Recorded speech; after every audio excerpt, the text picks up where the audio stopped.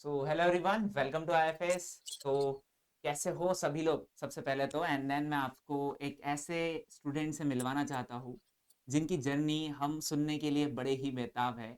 मिलते हैं वैष्णवी से। वेलकम वैष्णवी, आपका आईएफएस की इस प्लेटफॉर्म पर।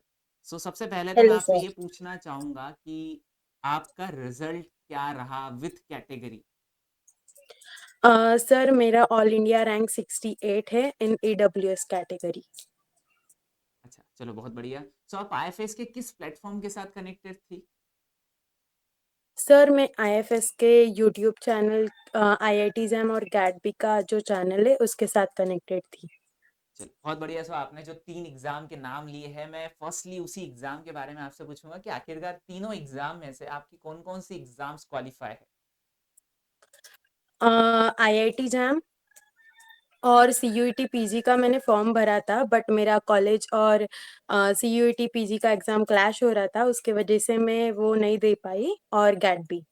चलो बहुत बढ़िया। मतलब यही है कि आपने कुल मिलाकर सीईटी पीजी भी फाइनली क्वालीफाई ही किया है, क्योंकि आपको चांस नहीं मिला, वरना दोनों अपॉर्चुनिटी तो आपने ले ही ली है। Yes sir. वैष्णवी, एक क्या है आखिरकार ये मंत्र जो कि आप जिस एग्जाम को टारगेट कर रहे हो वो एग्जाम आपकी क्वालिफाई हो रही है, जो हमारे दर्शक भी जानना चाहते हैं और हम भी जानना चाहते हैं कि हम अपने आने वाले सारे स्टूडेंट्स को भी यही मंत्र दे पाए?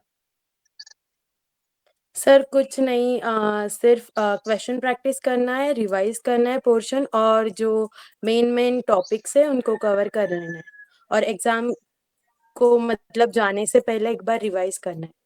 अच्छा, बहुत बढ़िया। आप पीवाईक्यू को कितनी प्रायोरिटी देते हो अपने इस जर्नी के अंदर? सर पीवाईक्यूज मैंने बहुत ज़्यादा सॉल्व नहीं किए। मैं मतलब पोर्शन ही कंप्लीट करने में लगी रही थी, उसके वजह से मेरा थोड़ा रैंक में कम हुआ।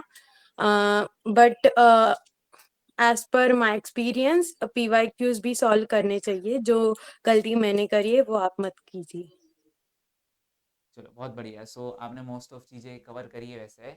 आप यूट्यूब के साथ कनेक्टेड थी, और आपका ग्रेजुएशन अगर मैं आपसे पूछूं तो वो कब कंप्लीट हुआ है और किस स्ट्रीम में कंप्लीट हुआ है?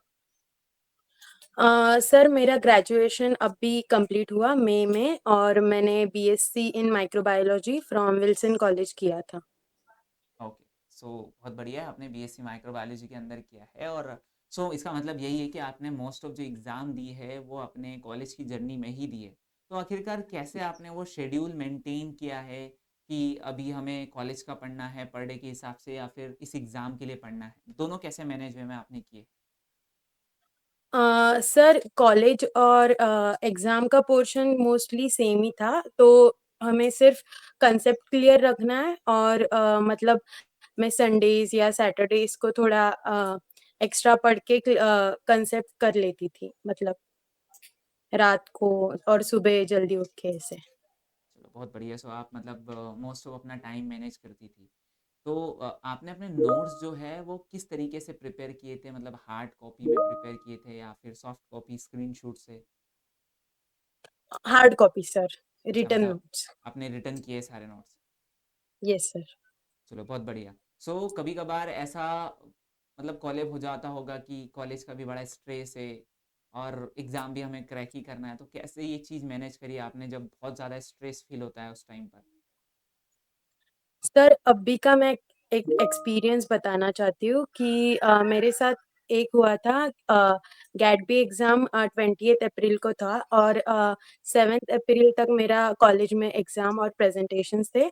तो मैंने तभी तक मतलब 7 अप्रैल तक सिर्फ कॉलेज में फोकस किया, उसके बाद मैंने गैट बी का चालू किया। बहुत बढ़िया। मतलब आपने गेडवी को भी टाइम दिया है एंड देन अपने कॉलेज को भी उतना ही टाइम दिया है।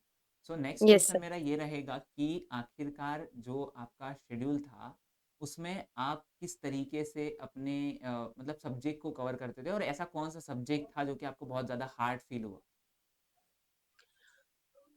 हार्ड मेरे को सेल बायोलॉजी लगा, और ज़्यादा से क्वेश्चन बायोकेमिस्ट्री से आते हैं, तो वो ज़्यादा कवर कर लेना चाहिए as per my experience, and genetics also. बहुत बढ़िया।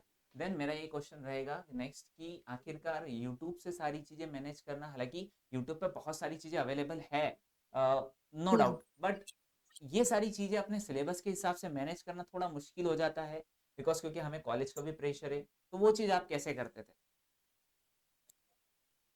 सर यूट्यूब से मैं एनिमेटेड वीडियोज़ रहते वो ज़्यादा देखती थी और फिर आपके लेक्चर्स भी मैंने देखे हैं इसके वजह से भी हुआ है। बहुत बढ़िया। सो मोस्ट ऑफ चीज़ें आपने बहुत ही स्ट्रिक्टली कवर करी है। एंड देन मेरा लास्ट क्वेश्चन ये रहेगा आपसे कि आखिरकार कभी ना कभी तो आपको ऐसा डिमोटिवेशन फील हुआ होगा, और मोस्ट ऑफ जो आपकी सीईटी पीजी की एग्जाम छुट्टी है, तो थोड़ा बहुत रिग्रेट हमें फील होता है, तो आखिरकार उस रिग्रेट को आपने कैसे कवर किया और फिर अपनी जर्नी को वापस स्टार्ट किया कि नहीं मुझे करना ही है, ऐसा कुछ जो आपके माइंड में आया होगा? सर जो मेरी एग्ज़ाम छूट गई थी सीयूईटी पीजी के तो मैंने मन में ऐसे ठाना था कि मुझे उसका गेट बी में कवर कर लेना है और उससे मैंने स्टार्ट कर दिया उस एग्ज़ाम के बाद। बहुत बढ़िया। जो आपने ये सारी चीज़ें करी, सो थैंक यू वैष्णवी कि आपने मोस्ट ऑफ चीज़ें हमें बताई। एंड देन हमारे सारे एक्सपीरियंस को भी ये चीज़ पता चल गई है कि आखिरकार सारा सब कुछ पढ़ने से कोई मतलब नहीं है, सिर्फ फोकस हमें अगर कभी मेन इंपॉर्टेंट पॉइंट्स पर रखे, जैसे कि आपने बायोकेमिस्ट्री और जेनेटिक्स के बारे में बताया, तो होप सो कि ये सारा आपका एक्सपीरियंस है और यही एक्सपीरियंस को हमारे सारे दर्शक जो है वो ज़रूर फॉलो करेंगे, और होप सो कि नेक्स्ट इंटरव्यू उन्हीं का होगा जो कि इन सारे शेड्यूल को फॉलो करके अपने एग्जाम को इसी तरीके से क्वालिफाई करेंगे। सो थैंक यू वैष्णवी, आपके वर्ड्स हमारे लिए एंड देन हमारे स्टूडेंट्स के लिए बड़े ही बेनिफिशियल हो। Thank you sir.